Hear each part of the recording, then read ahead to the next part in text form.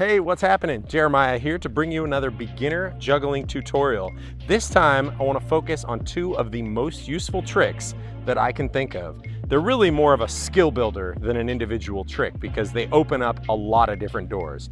We're going to talk about the skills to build up to the reverse cascade, which is really just that over-the-top throw, and there's a lot of different ways to go about that.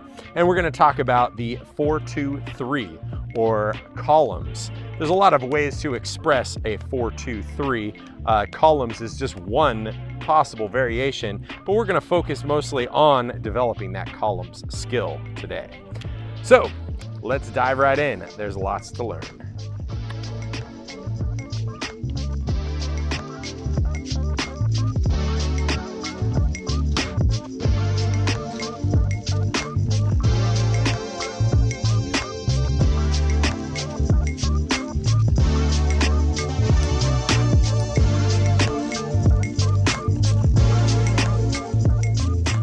All right, the first thing we want to talk about is the difference between a trick and a skill.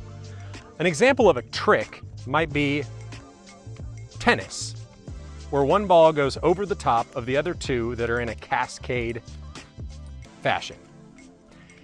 But the underlying skill here that I really want to zero in on is the over-the-top throw, as opposed to the underneath cascade style throw. So by learning that over-the-top throw and being able to integrate that into your juggling as a skill, it opens up a bunch of different patterns that you can start working on. For example, with the over-the-top skill, you've got your tennis, but then if you do it all from one side, you've got the half shower. If you do it from both sides, you end up in the reverse cascade.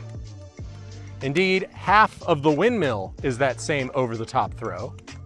And there's even one on each side of the mill's mess. And those are just a couple of examples. So by learning the skill and thinking about every new trick that you learn as the underlying skills being the building blocks for the tricks, it gives you a lot more potential. So throughout this video, we're going to focus on several different skills that will be the most useful for your juggling practice in the early stages and beyond. The first approach is what I call the isolated approach. And basically, it starts from the ground up, focusing on the new skill, right? And learning it just like you learned the basic cascade, where you start with one ball and you identify what the exact throw is. In this case, we want to make sure we're comfortable with throwing the ball on the outside and creating a figure 8 shape with the ball, catching it more toward the middle, throwing it on the outside. Once you're comfortable with that, the 2-ball version of the isolated approach would be simply to throw one and throw the other one in reverse cascade. So both throws are a reverse cascade throw. We'll start with the right hand every time, right, left, and then we'll start with the left hand, left, right, and then we'll switch hands every time, right, left, right, left, right. And so you can see where the third ball will go. And once you're really comfortable with the 2-ball, you pick up the third and you experiment with getting 3, 4, 5, 6 throws in until you can do it consistently. So the isolated approach is all well and good for learning the reverse cascade as its own trick, but it doesn't give me the physical or mental flexibility that I want with that over-the-top throw as a general skill. And so let's dive into the integrated approach to understand how we can build more of that flexibility into our practice from the ground up. So the integrated approach assumes that you've got some basic skills already, like having a good base pattern, having your cascade down solid. And the first milestone is being able to do 1 out of 3 of the balls in the new target pattern, that over the top throw. So your first milestone is tennis, just like this. But even learning tennis might require that you break it down to a couple of 2-ball drills. For example, if I'm going to throw a cascade throw and then throw an over-the-top throw, I'm going to practice just the part of the tennis that is going to give me the most trouble. So cascade with over-the-top, cascade, over-the-top. This is with the cascade throw leading. Cascade throw happens first, the over-the-top throw happens second. So experiment with that for a moment. Get comfortable with it. With the 2 balls, this drill becomes a lot easier. Then flip it on its head and start with the over-the-top throw. Over-the-top followed by cascade. Over-the-top followed by cascade, right? And there's always going to be that gap where the other ball would be. You really only need to do those 2-ball drills if when you attempt it with 3, it doesn't make sense and you keep throwing it on the ground. Breaking it down to 2 is always a great way to make the learning process easier, and very often will lead to you learning the new skill much faster than if you are to try and force it through with 3 balls the whole time. So, using those 2-ball drills, hopefully that made it easier for you to hit that first milestone. The second milestone is going to be throwing all of one side with the new target throw, that reverse cascade throw. This is called the half shower. So every right hand throw going over the top, every left hand throw goes underneath. Go back to the cascade. Try it on the other side.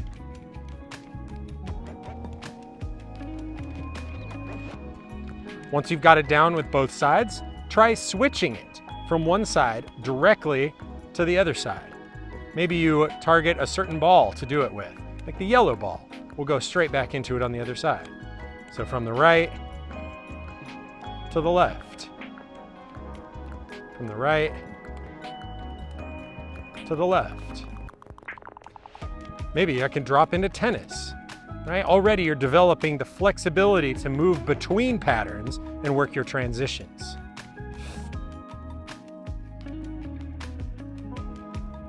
The third milestone, technically, is doing 2 out of every 3 throws in pattern. But on its own, that's kind of a weird one to try and approach. And so the way I like to break it down is going from the right half shower, switching directly to the left half shower for only 2 throws. Right, right, left, left, right, right, left, left. You'll notice the red ball ends up being in the base pattern, or the cascade, and the yellow and blue one are in the reverse cascade pattern. Now, this develops a lot of mental flexibility and assumes that you have a half shower down really well on both sides. This pattern may very well not be necessary to actually get all the way to the 4th milestone of running your reverse cascade completely. But it's going to develop a lot of flexibility and resilience, there's those words again, in your overall understanding of the relationship between the cascade and the reverse cascade. So use the integrated approach to further refine the skills and give you a much bigger range of motion that you can then play around between and really find your flow with your juggling pattern. A few things you want to do to help solidify that 4th milestone of running the reverse cascade consistently would be to be able to enter the reverse cascade from any of your previous milestones. From the cascade, jumping straight into it for just a certain number of throws and coming back out again. Entering it from your tennis, so using the tennis as the first of those throws. Entering it from the half shower,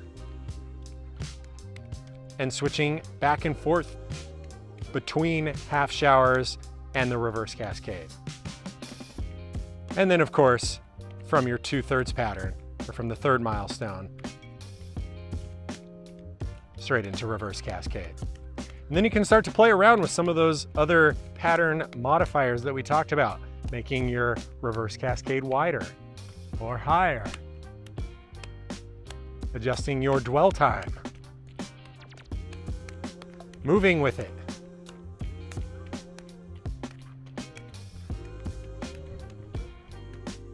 You get the picture. The last one I want to teach you today is called columns. Often also called a W or a 4-2-3 if you're talking sight swap, which is the mathematical juggling notation that we use to talk about different height throws and the like. I'm not going to get into that right now, but there are videos out there that you can find that will describe it for you more in depth. For now, we're just going to focus on one expression of the 4-2-3. That is columns. Now, what's going on here is pretty straightforward. Notice the blue ball is bouncing back and forth from your right hand to your left hand, and the red and yellow ball are staying in their position on the sides, going up and down and back to the same hand that threw it. So the only ball bouncing back and forth is the blue ball, and it can be expressed in a few different ways. Here's more of a U shape in the middle versus all in vertical columns. You could also dance that blue ball around in various ways. There are a ton of ways to express a 4-2-3. We're going to just focus on columns for now. To learn columns, first drop one ball, and you're going to practice throwing into just one side. So blue ball is going to come from the right hand, throw to the left. Left is going to throw straight up in the air and go back to the left hand, upon which I'll throw the blue one back out again. Just like that. Lots of words, more action. Blue goes up, red goes up, blue comes back out again. So the red ball stays in the hand. Practice this on one side. Then practice it on the other side. Once again, goes into the other hand. I need to buy myself enough time to get that ball caught and thrown again before it comes down to the hand. So it might be useful to throw that side column up just a little higher than I might normally. That'll give me a little more time to adapt to the incoming catch and the outgoing throw. To connect the two sides, recognize that that ball is going to be in the middle, bouncing back and forth. So you can just learn it isolated at first. Start by throwing one ball into the air and doing exactly what you just did with the two ball practice. Don't even try throwing the third ball yet. Just establish where that throw is going to come from, right there. So every time there's a ball coming down, one of them needs to go up. But if it's on the side, it just goes up as a column. Now, ultimately, you want to integrate this into your cascade. So from the cascade, you can throw any one of those balls to start it off. And you might throw it just a little higher just as a visual indicator for yourself. Like, all right, I'm going to choose the yellow ball, throw that one a little higher, and go into my columns. Just helps me make a distinction at first. And then can I come back out of it into the cascade? Maybe I throw one high to drop me back in. Now you don't have to throw anything high. You could just go yellow ball into columns. And now yellow ball is already throwing the cascade throw back and forth. So I can drop into it with either of my columns throws coming up underneath. Okay? So if yellow ball is in the columns, my red one's going to be the first one to jump in. To get me back into the cascade, it's going to go under the yellow ball, just like I normally would with a cascade. Another super important skill that learning columns will teach you is that you are beginning to do two in one hand. So you could stop in either hand and just keep doing two in one hand in a columns fashion to buy yourself even more time if you want. So two in one hand, a couple quick notes, can be done in a few different ways. You can do it in a cycle or a fountain shape like so, where it's coming out from the middle toward the outside. Or it can be done column style, which is what we're working with here in the columns. And importantly, because it's two in one hand, you probably need to throw it a little higher to buy yourself the time that you need. And over time, you can make your two in one hand faster and faster and lower, developing more control.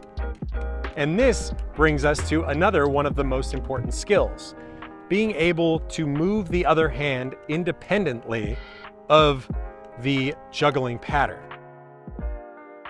At first, it's going to be clunky and you're going to have a hard time doing anything with that other hand. But at the beginning, literally anything is okay. Just try waving to a friend, try moving your hand, try patting your head. Anything to start to establish independence between the juggling pattern and whatever else is happening.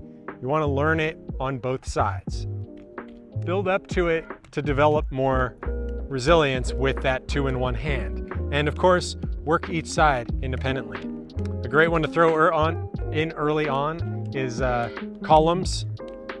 And ideally, with your columns, you practice that middle ball alternating between each hand so that it's a columns fashion and you're just filling in that gap where the other ball is not doing anything by throwing it into the air instead. Hey, thanks so much for joining me to level up your juggling skills. I really hope that these tutorials help inspire a sense of curiosity about your juggling. It's not just about learning tricks, it's about learning what you are capable of.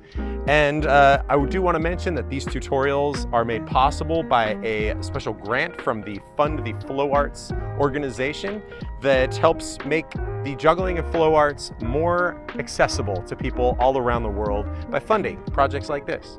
So check them out in the description below. Lots of other resources that you can find as well. And make sure to follow the channel. Find me at Juggling with Jeremiah anywhere you're online. Thanks. Have a good one.